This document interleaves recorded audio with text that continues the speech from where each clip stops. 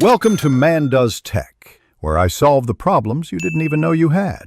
You start by verifying the physical and power conditions that let GPS work. Inspect the antenna and connectors. If you find a loose or broken plug, reseat or swap it immediately. Make sure the battery is charged above 20% and disable power-saving modes so the receiver stays active. Once done, move the device to an outside area with a clear sky view. Buildings and metal block satellite signals, so you need unobstructed reception.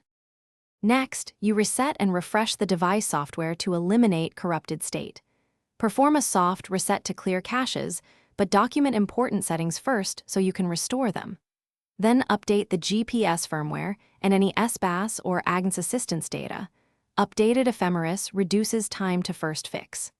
Reconfigure NME sentence outputs, baud rates, and RTCM streams as required, and make sure your receiver is requesting the correct satellite constellations and frequency bands for your region. Finally, you verify the fix and apply targeted troubleshooting. Check that the unit locks at least 4 satellites and that PDOP is under 3 for reliable positioning. If so, you have a valid fix.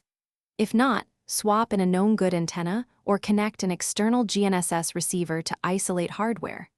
Make sure to capture diagnostic logs and error messages. If nothing else works, perform a factory reset and reload firmware, but only after saving configurations and logs for further analysis. Thanks for watching. If you found this helpful, don't forget to like and subscribe.